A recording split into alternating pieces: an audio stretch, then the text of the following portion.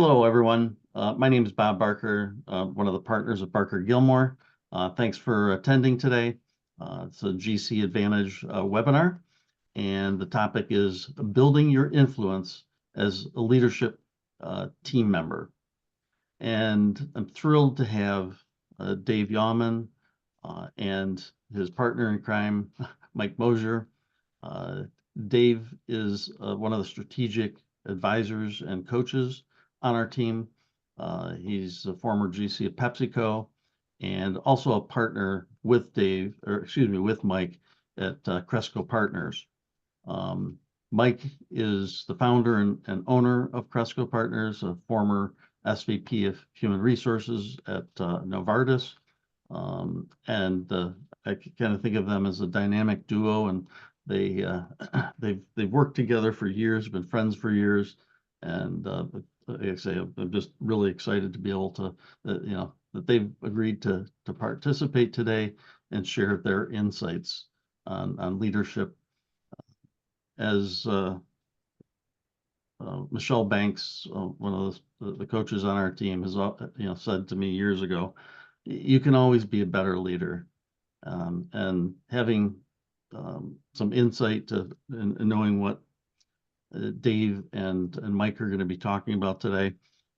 I've printed out the kind of the cheat sheet that they put together. I've got it right here on my desk, and it's already had an influence for me personally. So again, I'm thrilled that they're taking the time. Quick overview, just again for those of you who may not be familiar with our firm.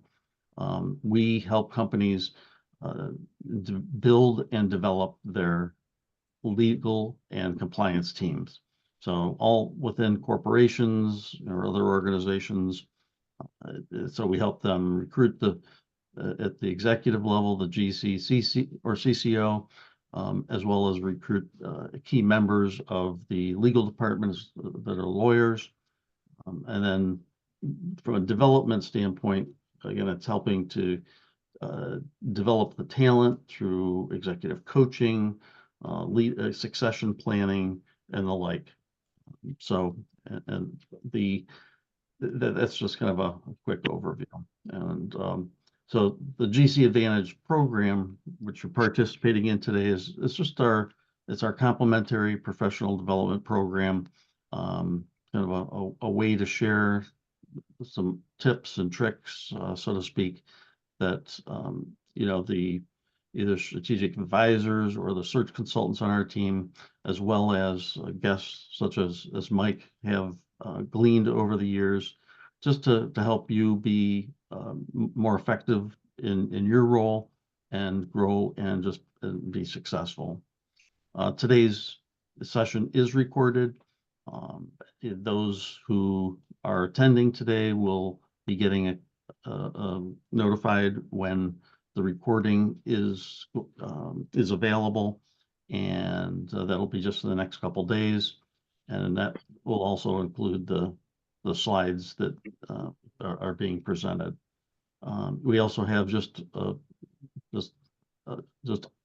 I want to say hundreds. It's not going to be hundreds, but a lot of recordings from other events such as today on our website. So take a look, and you can listen to them podcast or watch the videos. The next webinar that's coming up is going to be hosted by Mike Williams, and it's essential traits and responsibilities that define effective leaders. Again, the leadership theme is fairly big in all of our sessions that we work on, and Mike will be joined by Sheikha Johnson, the GC of Sony. And we encourage your questions throughout the session today. Just use the icon at the bottom of the screen of at least the bottom, depending on which device you're using, but you can submit your questions there. The panelists will see those, and if you see a question that's already been asked and you're just like, yeah, I've got the same question, just click the thumbs up icon. It'll take that to the top of the list, so so that we know that this is a very popular topic. We'll do our best to get as many questions answered today as possible. And at this point, I'm going to turn it over to Dave. I'll go off screen here so that you have Dave and Mike, and then I'll just come back at the end to kind of wrap things up. Dave, I'll turn it over to you. Great. Thanks, Bob. Hello, everybody. Let's dive right in. We're going to talk today about your role as a member of a leadership team. My experience, just having spent 23 years in-house, is that at some point, every in-house legal or professional compliance professional finds their way onto a variety of different leadership teams, whether it's within your function, within legal or compliance, or whether it's a cross-functional team or a business team. At some point, or at various points, you're going to be on different leadership teams. So we all hopefully aspire to get a seat at that table, and inevitably you're at a variety of tables over the course of your career. And what we're going to do is talk about, as you sit at that table and you're sitting in that seat, what are the behaviors, what are the mindsets that can help you to be that much more effective from that seat and hopefully more influential on the team. And I think that's the goal as you kind of process and proceed through your career and you continue to grow, is how do you forever kind of build your influence and increase your influence.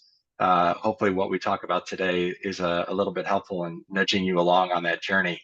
I think what you'll find is that today's concepts that we talk about are fairly general in nature. We'll obviously talk about it a little bit through a legal and compliance lens, but frankly, the points and the concepts are generally applicable. I think these are the same types of points that Mike and I would talk to our general business clients about. And I think they're applicable to whatever table anybody has a seat at. And I think you'll find that the points and the substance of our conversation is hopefully fairly practical and fairly simple in concept. There may even be some no duh kind of moments, like this is all you guys got. I mean, seems very simple and basic. And I think that's probably a fair and accurate description of some of the points. And at the same time, it's a little bit of a trap in the sense that I think some of these points and behaviors that we'll talk about are simple to understand, and at the same time, quite difficult to apply and bring to life in kind of day-to-day moments and within kind of the context of a leadership team that's talking about real issues, on a given day. And so as we go through these points, I think the invitation to all of you is to, I think, very quickly understand the concept, but then reflect on your own behavior, your own mindset, and kind of see where you're already doing a lot of these things and that you're very strong in. And also at the same time, think about how do you continue to grow and develop, and what areas can you build your skills in, or build your behavioral, kind of influence in. So we'll kind of prompt you in that way and hopefully get you to reflect. Like any good behavior, any good mindset, it's kind of like a muscle. You got to keep working at it and bring some practice to it, and hopefully it gets stronger over the course of time. So I am joined by my partner and good friend. Mike founded Cresco almost 15 years ago, as Bob said, after 23 years at Novartis. So he and I both spent a couple of decades in-house. Mike through different commercial seats, but ultimately through an HR lens, and myself through a legal and at times compliance lens inside of PepsiCo. So I think we at least have some understanding of the seats that you're all sitting in right now. We've had our own experiences. Mike, for his part, when he started this firm in 2010, over the course of the last 14 plus years, I think at last count, he's worked with roughly 600 or so leadership teams in different industries at different levels all around the globe.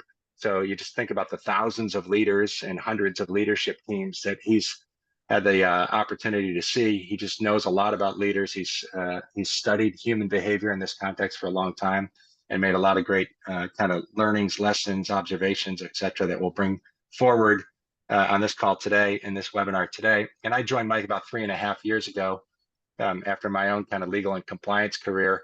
And I walked away from that life to do this leadership development stuff with Mike, which I couldn't be more thrilled about. Been doing it since middle of 2021. And as Bob said, Mike and I go back a long way. We were college roommates and college baseball teammates. So now we've got the two guys on the road working with a different leadership group every week, trying to help people along in their journey.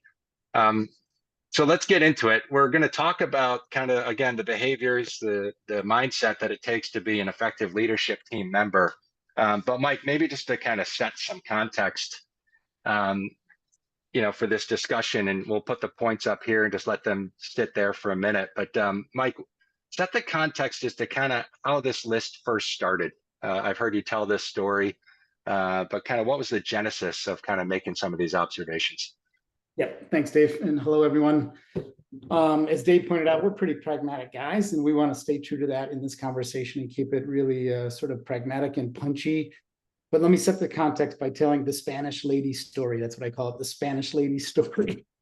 So several years ago, I don't know, I think 8-10 years ago, my then business partner, a guy named Corey Seitz, Corey and I were working with a leadership team at a meeting in Spain. Right, senior team, think large multinational company, the global leadership team, the executive committee of that group was together for 2 or 3 days in, I think, Madrid, maybe Barcelona. I think it was Madrid, doesn't matter. Pretty typical executive team, 12 or 13 people in the room.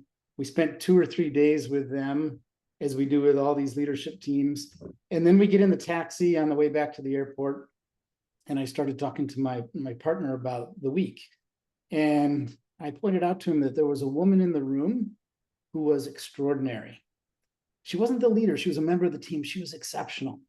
For whatever reason, she had a little bit more influence in the room. She made a stronger contribution.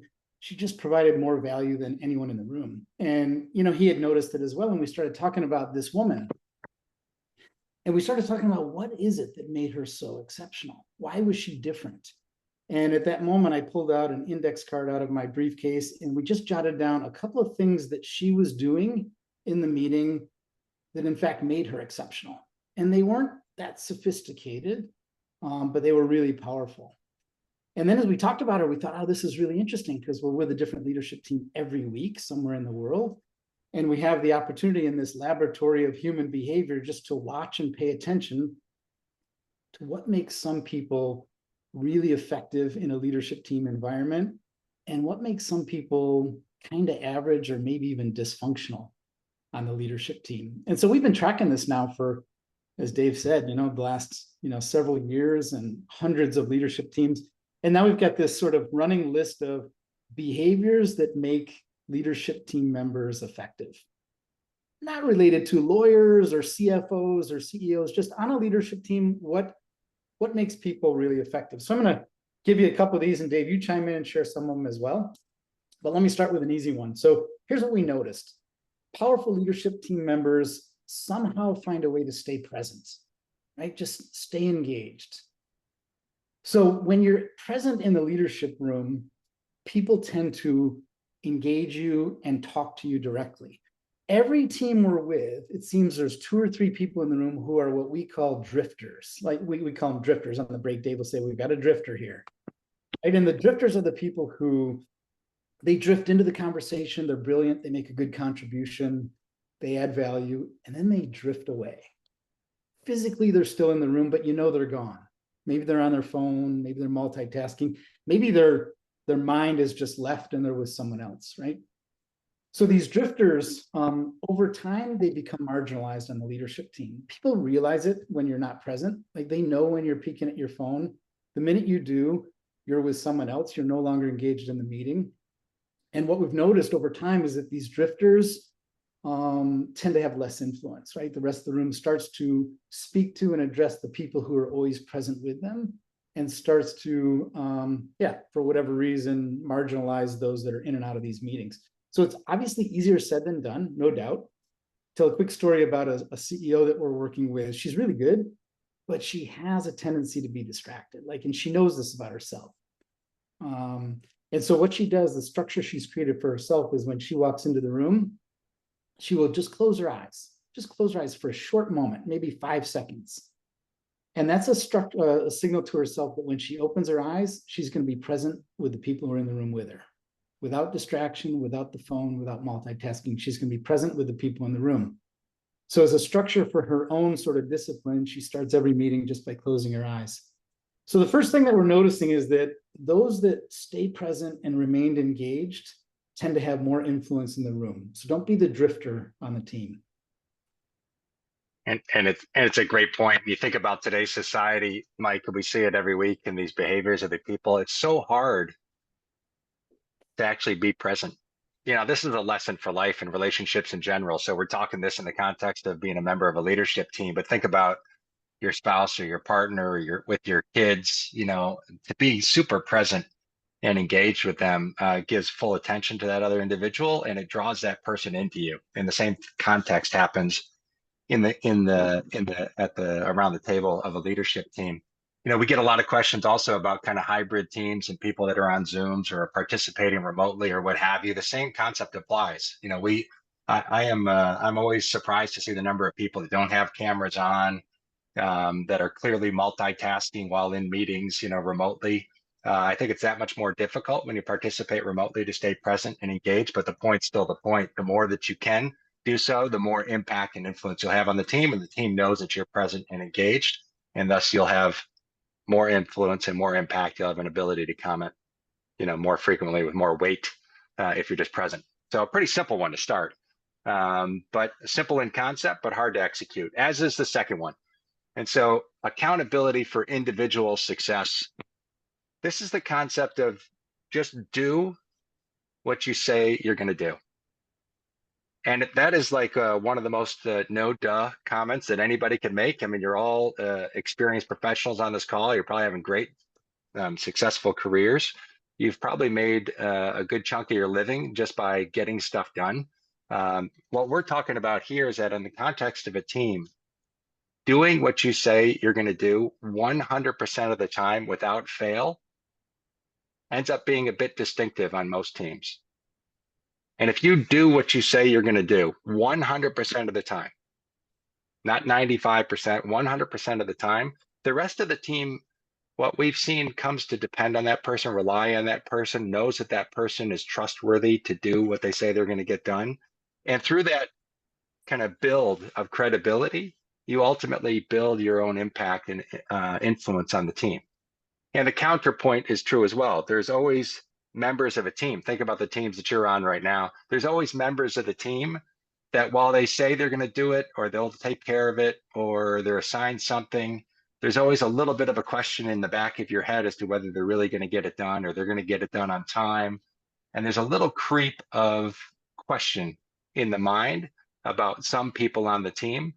And that creates a little bit of an instability around my opinion or my view of that person, and ultimately can impinge that person's effectiveness on a team and influence on a team. So it sounds like a real no duh moment, but just to do what you say you're going to do without fail 100% of the time is really critical to being an effective leadership team member. Anything on that one, Mike, or keep moving? What comes to mind for me on that, Dave, is the issue is don't overcommit.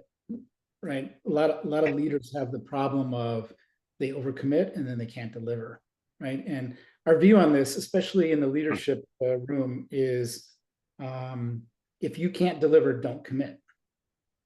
Right, if you can't deliver, don't commit. If you can't deliver, negotiate.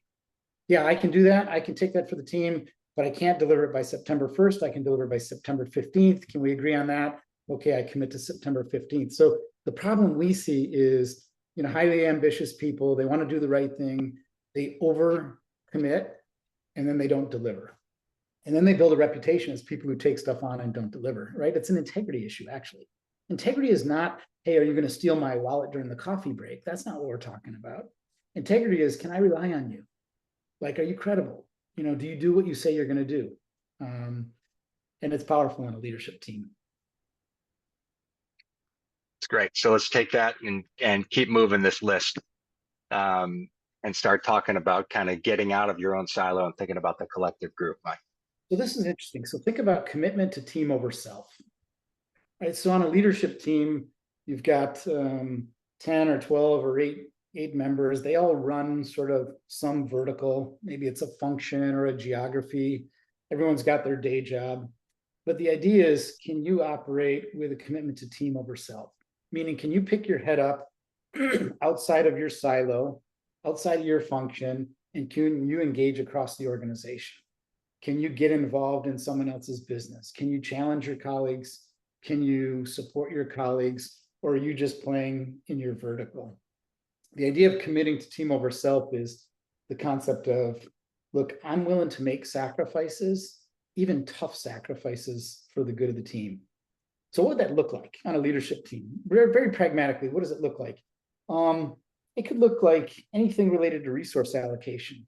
You know what? I'd love to have 4 more headcount in my group, but that headcount would serve this business better over in that group. So I'm willing to sort of defer that for a moment. Or I'm buried in my own work. I've got my head down trying to cover everything off, you know, and I pick my head up and I work with the CFO for an hour, helping her solve an issue, right? Commitment to team over self, willing to make sacrifices for the good of the team, willing to subordinate your own agenda, you know, to help deliver the bigger agenda. It's a big ask. It brings to mind the movie Boys in the Boat, which is only, I don't know, 8 or 9 months ago. It was in theaters and stuff, but really a study in human behavior and kind of the elevation of getting out of my own silo and making sure that I'm in unison with everybody else in the boat, not trying to elevate myself. But Boys in the Boat is a study in team behavior and kind of the collective mindset that you got to have to really be an effective team member. If you haven't seen it or read the book, I commend it to you just as a good read and a good watch, but also a study in team behavior and effective kind of mindset of this commitment to team over self that Mike was just talking about. It's a good one. Next one, let me pause. I'd say the first 3 that we just went through, stay present, accountability for individual success, commitment to team over self, almost in the context of mindsets. You know, to be present is kind of a mindset, to be fully present. Having accountability for yourself is kind of your own individual commitment, a belief and a kind of an approach that you're going to take to your work. The commitment to team over self, really a mindset to look at the whole and not just yourself.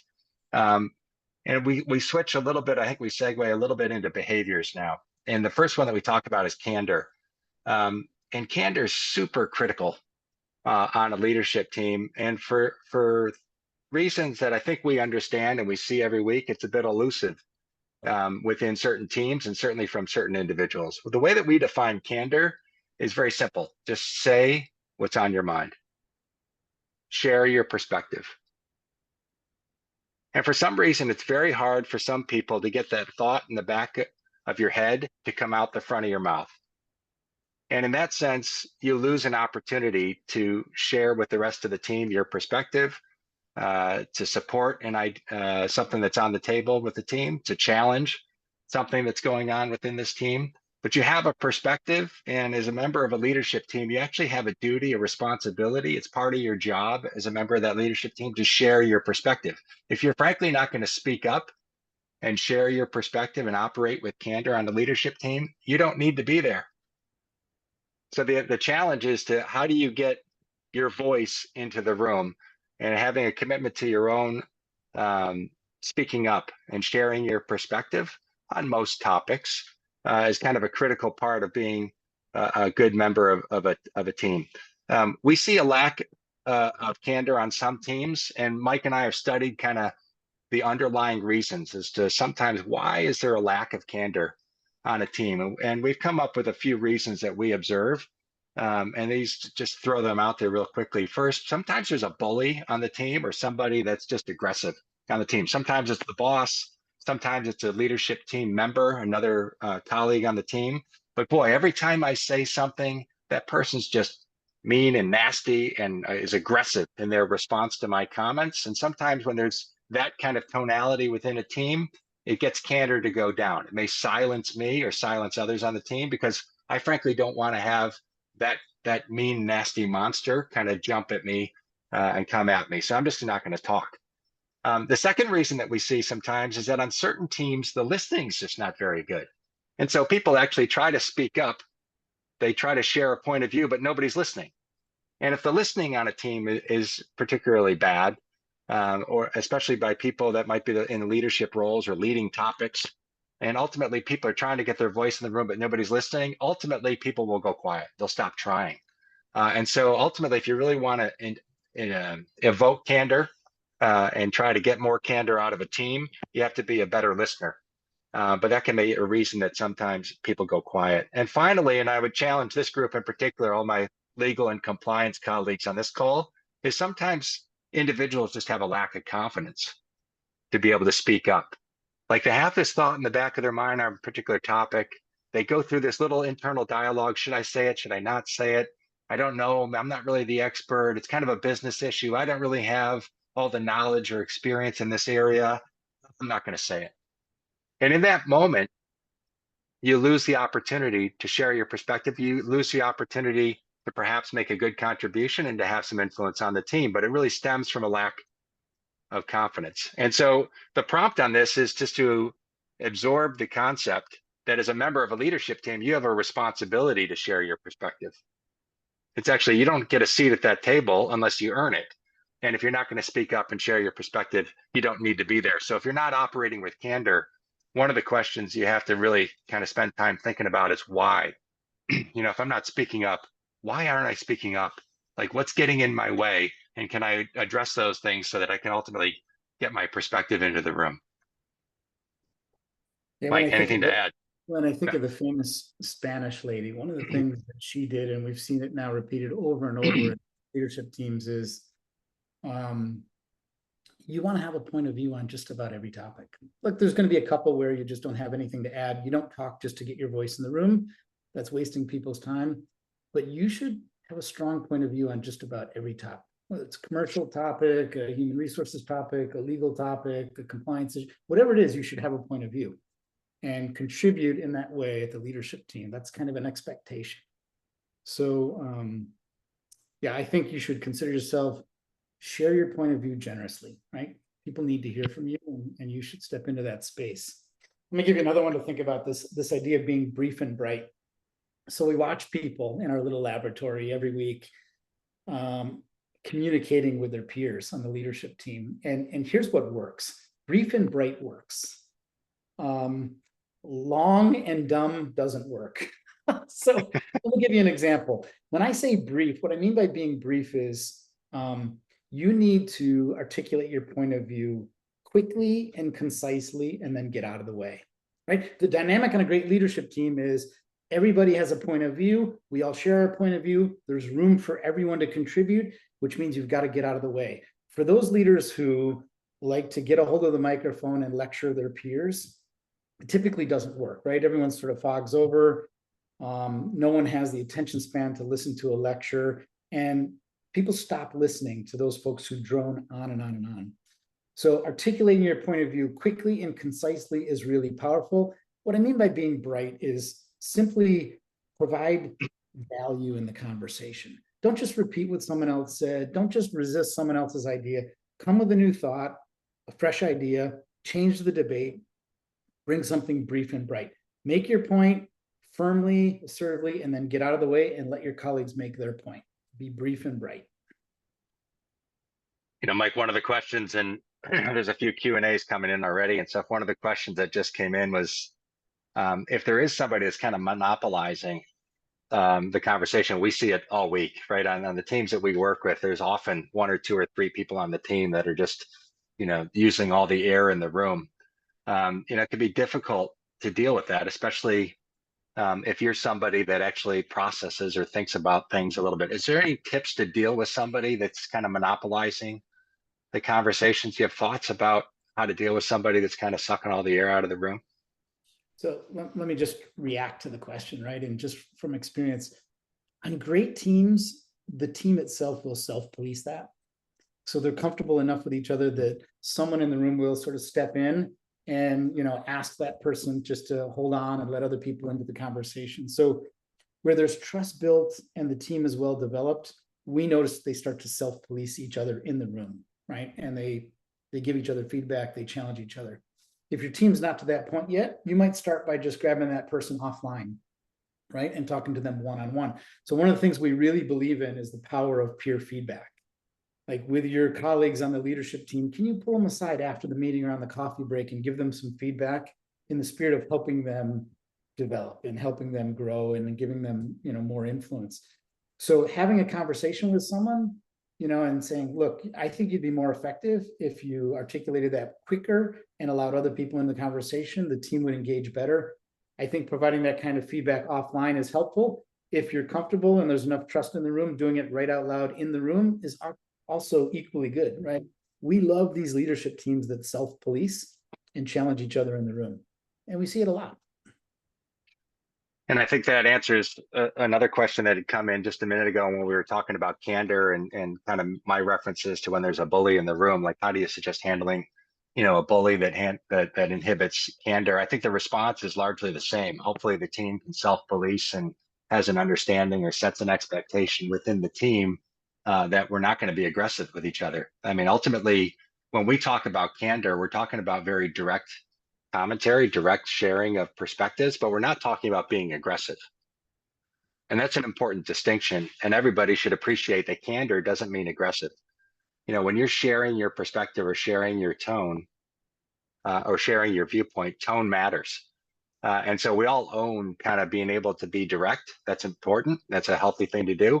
But you can't be aggressive or come at it with a certain tone or make it personal. Like, that's not okay. And to Mike's point, hopefully a team self-polices that. And if there's a bully in the room, you can take the lead and either address that person out loud in front of the team or grab them one-on-one after the meeting. But hopefully the team gets to be at the point where they can self-police that and they set their own expectations around behavior. Mike just hit the be brief, be bright to make your point concisely, add new thoughts and stuff. Without any commission on sales or what have you, Mike and I came across a book probably now 2 years ago or a year and a half ago called Smart Brevity. And frankly, for a lot of my legal and compliance folks that like to take a general business audience deep into the details of the very good work that you do, but you may lose the audience, the book Smart Brevity can be a very useful, practical guide on how to kind of tighten up your communication style, whether verbally or in writing. It's a very kind of simple book with very impactful kind of quick hitting thoughts. Needless to say, a book about smart brevity is a quick read. It does not go on and on. It actually gets to the point quite effectively, and there's some good practical thoughts. So if you're looking to tighten up your communication and you want to kind of polish making your point briefly and brightly, it's a good book, Smart Brevity, to take a look at. So here we are talking about candor, talking about being brief and being bright. And then maybe one other point about making comments and kind of how do you verbally contribute within a team. Point number 6 on this list is to be a simplifier, not a complexifier. And I know that at least within the experiences I had within PepsiCo and certainly with members of my legal and compliance teams at different points in time, I think we see different people with different behaviors. We all know people who talk a lot and actually say very little. And we know people that say very little or talk very little and say a lot.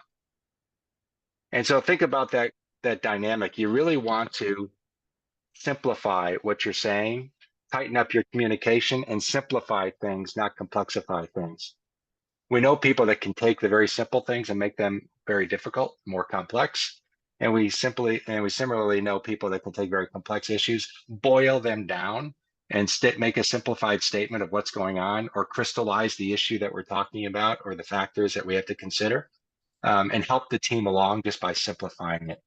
And so as you kind of think about being brief and bright, you also want to think about, hey, how do I take the complex and bring simplification to it?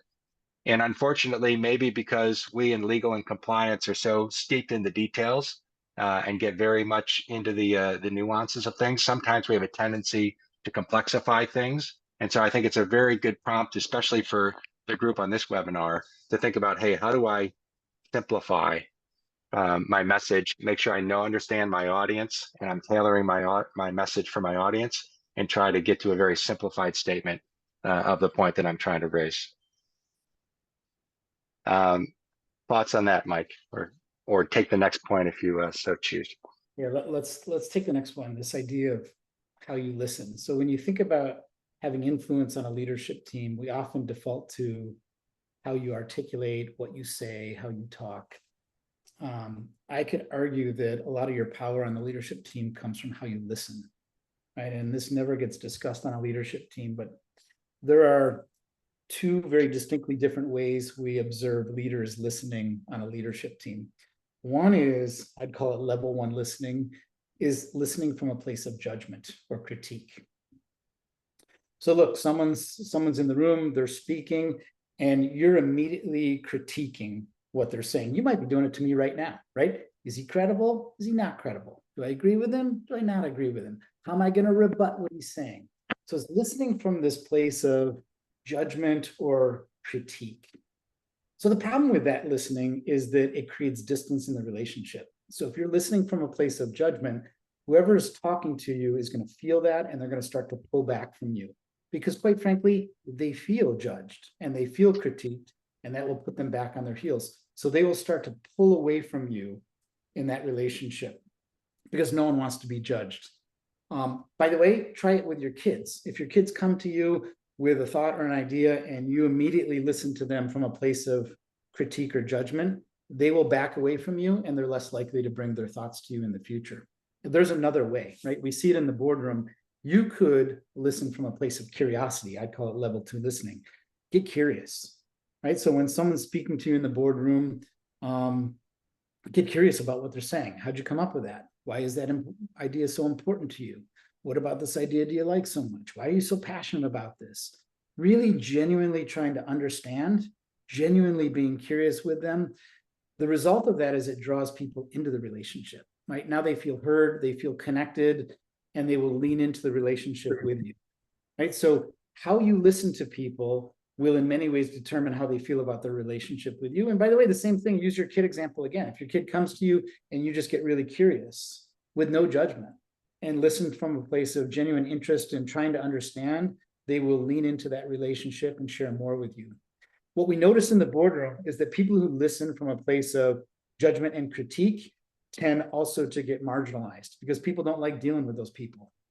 The executives in the room who are super curious and really trying to understand draw their colleagues into the relationship, and they have more of a tendency to speak to those people, right? So how you connect with your colleagues around the room in some ways is determined by how successfully you're listening to them. Now, you can't always listen from a place of curiosity because it takes more time, right? And there are some issues in the boardroom and in business and in life where you just got to get to the point quickly. We got to make a decision and we got to move fast. And level one listening might be the best answer. But whenever possible, if you can snap into level two listening, get more curious with them, it's going to change your relationship with your colleagues, maybe with your boss, maybe with your kids. So pick your spots and get curious when you can. It's a great prompt. And it's one of these elements that while we're talking the effectiveness within a leadership team, it's got applicability to just about every relationship that you have on this planet. Hey, before we jump to the next one, just turning back to the Q&A that's kind of flowing in. One prior question that came in a minute ago: do you think that legal counsel should comment on purely business matters? Meaning, so should the lawyer chime in on things that are not within the legal realm? There's obviously a context and an environment to every one of those teams, but my prompt to you would be that if you want to become an influential member of a business team, even from the legal or compliance chair, that the broader the view and the responsibility that you kind of absorb to be a full member of that team is important, and that you should not limit yourself. And I frankly, lawyers and compliance folks that kind of keep themselves in a silo and present or talk or speak or think only from the lens of a lawyer or compliance professional that they are, limit their influence and ultimately will cap their effectiveness on a leadership team. And so, look, I had the pleasure and probably the benefit of working for some business leaders on a cross-functional team where in my legal or compliance role, I was sitting in that room who had an expectation that everybody in the room was going to speak up on every topic. And I remember actually getting chastised by one of my business leaders having not spoken up enough because I thought they were just business issues. And that leader took me aside and said, look, if you're only going to be a lawyer in this room, you don't need to be here.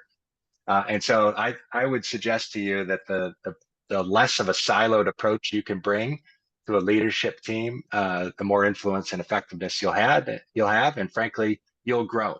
Now, in order to do that, you have to be all in on thinking about the business. You have to be all in on learning about the business, understanding the risks, the issues, the projects, whatever the context is. I just think it's very critical that you don't stay in your silo if you really want to maximize your effectiveness. Somebody once told me that the ideal leadership team, Mike and I see it pretty much every week, the ideal leadership team is when somebody from outside the team walks into the room and there's a cross-functional team in there discussing a particular issue, and you can't really tell who's from what function. You can't tell the finance person from the salesperson, from the marketing person to the lawyer, to the HR person, to the boss, frankly. And so it's pretty critical that everybody kind of doesn't get stuck in their silo. And I would encourage this group to absorb that mentality, is to get out of my silo as best as possible. Let's hit effectively manage conflict.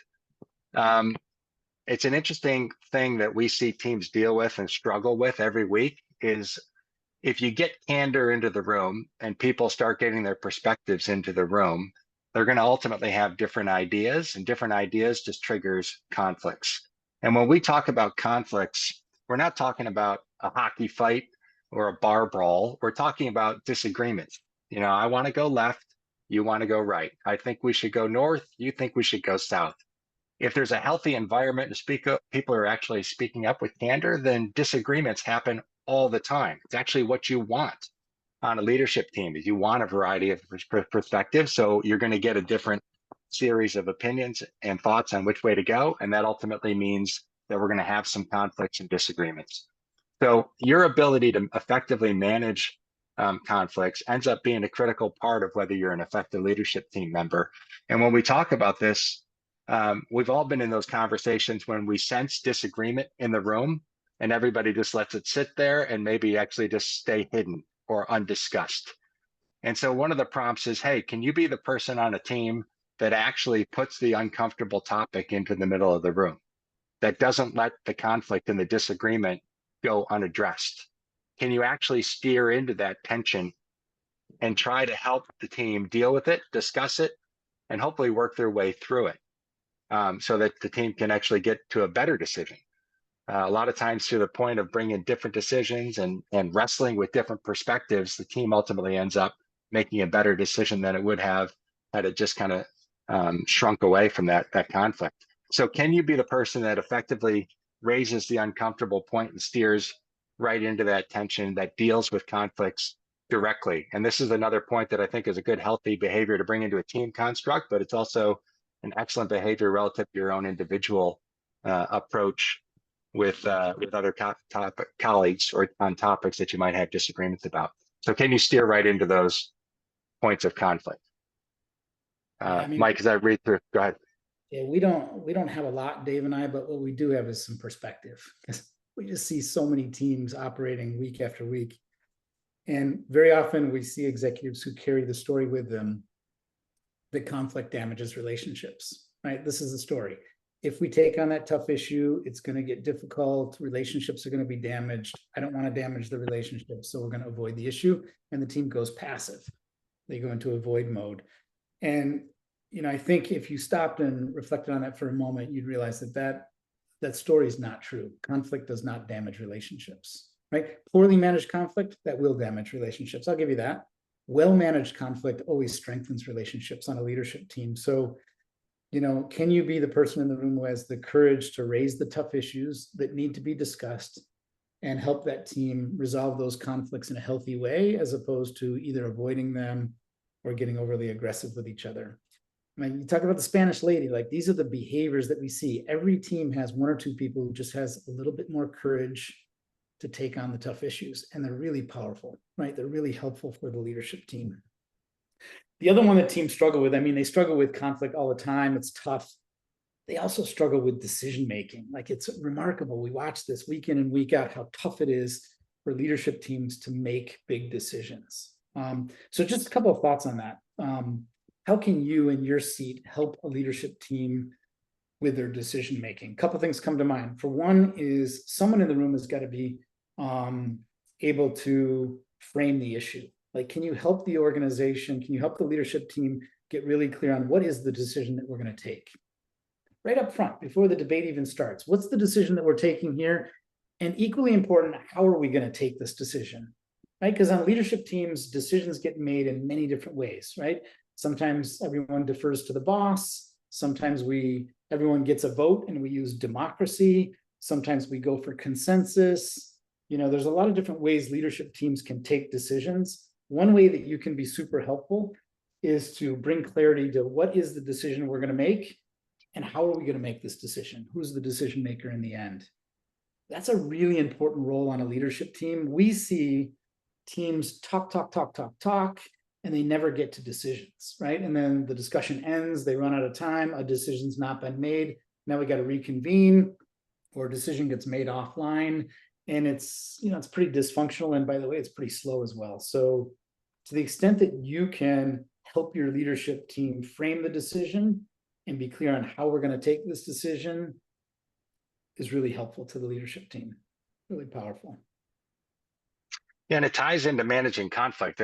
Ultimately, you take a good swing at trying to resolve conflicts, but a lot of times there's disagreements that can't be resolved. So you need decision-making protocols to ultimately resolve that conflict at times. So in the prior point, there's not some kind of a pie-in-the-sky belief that you can resolve all conflicts, but we do think you should steer into them and take a shot at it. And then to Mike's point, if you can't get through the conflict, there's no decision to be made if everybody agrees. So decision making becomes critical when there's disagreements in the room, and you need some of that protocols.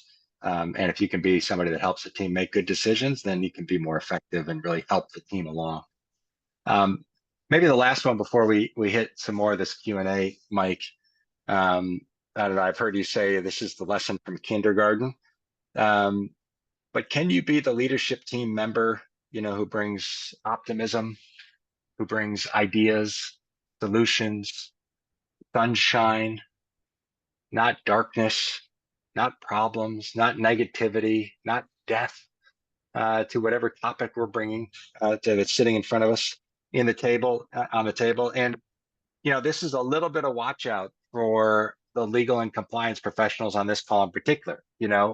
I think in essence, all of us who have been in these professions in some ways are paid pessimists. Our job is to actually try to think about what could go wrong, to identify risks, to make sure everybody's aware of those risks. And so there's a bait of trap sitting in there that can lead us to be kind of the no shop, the naysayers, the dark cloud talkers. And so there's a little bit of a watch out, and it's not to say don't do your jobs and don't highlight the risks that are critical for you to highlight within the context. But you know what? Tone matters. Tone matters in all times when you're speaking or presenting to a team. And the more that you can present it, not from a, hey, the sky is falling or you're going to risk going to jail kind of mentality, but can you bring this as a factor of the decision making? And if we can kind of manage this risk or essentially balance this risk in here, then hey, we have a better chance to kind of seizing this opportunity and growing, and turn what could be a dark cloud kind of conversation into something that's got a little bit more light to it. I think the more effective you'll be on a team. Nobody wants to deal with somebody that's always bringing darkness and death to a conversation. Well, just to take it one step further, I mean, just watching leadership teams, we work with them over sometimes years. And what we see is that those people who are often bringing resistance or darkness, they always end up getting marginalized, right? They become this sort of heavy weight that the team is dragging along with them. And eventually the rest of the team doesn't want to engage them, right? Because they know every time they enter the conversation, they're bringing resistance or negativity or whatever it is. So, the real risk in all of this is that over time, those people get marginalized on a leadership team. Mike, I'm looking at some of the Q&A coming in, and some of them were starting to trigger a thought in my head, and then a last question kind of came in that kind of summarized where some of my thinking was going. So let me pose this question to you. It essentially says, look, there's a couple of points that we've raised that really get after the broader team environment, like the team behaviors. We're all talking this kind of through an individual lens about how to be effective, but they kind of trigger, maybe you're sitting on a team in a chair and the team's a bit dysfunctional, or the team's not reflecting some of the behaviors, or the environment of this team, the way they operate, doesn't kind of give you a great opportunity necessarily to advance some of these behaviors and stuff. How do you think a team member who's sitting in that one of those chairs can go about even talking about or trying to get the team to think about, trying to open up the environment or to introduce some of these concepts? It triggers for me some of the thoughts of what we do with the team every week and trying to talk about and making explicit some of the behaviors and norms within a team. But how does an individual team member maybe go about that, or what's the dynamic or context that you can offer some perspective on? I don't know, Dave, if this answers the question, but here's where my mind goes when I hear that. I think, one of our learnings is that, developing a leadership team is a process, just like any other business process. Developing a product, launching a product, developing the leadership team is a process, right? And that takes hard work and heavy lifting over time. And the leader matters. And you all who are listening to this, the leader matters. And the leader that you work for on a leadership team, the leader matters. They have to be committed to that process. But if you're sitting on a team that, maybe isn't operating optimally, or that you're frustrated with, I think the first place to go is to talk to the leader of that team and to sort of get some perspective from them on, the effectiveness of this team, because teams do grow, but they don't do it organically that well. Like if you just leave a team to grow on its own, it's going to take a long time, and it may or may not get to the point where you want it to be. But if the leader very intentionally decides to take on this team and really work on developing this team over time, there are many things that can be done with a leadership team to improve its effectiveness, right? And it has to do with, how do we get more alignment together on the business? How do we get more alignment together on behaviors and how we want to show up? How do we deepen relationships in this room, build more trust? None of that happens on its own without, some effort and some sort of intentionality behind it. So if you're on a team that's struggling or not performing optimally, if it were me, the first place I'd go to is the leader and start having that discussion with the leader. And then, in your organization, depending on it, there might be resources that can help you, whether it's from the HR function or from outside the organization, that can help put the team on a path to develop over time. You really have to think about it as a process of developing a team, not a one-off event, not one meeting, not one discussion. It's a business process. Mm-hmm. Hey, Mike, another question that came in that I know that we hear from, I don't know, almost every week. It's a pretty routine question, frankly, and we hear it a lot in our one-on-one, executive coaching with, frankly, leaders at all levels, at all points of their career. But the question is, what are tips for dealing with imposter syndrome or a lack of confidence? We spoke earlier in the context of getting your voice in the room and operating with candor, that some of the barriers sometimes relates to a lack of confidence. And so, look, my own view is that's kind of a personal journey. But my offering to everybody on this call, I know my own journey, is that everybody deals with some level of insecurity. Everybody deals with things that they feel a little bit under-equipped to speak to talk about. There can be different environments that you feel more comfortable or less comfortable in. And that's a pretty normal part of the journey.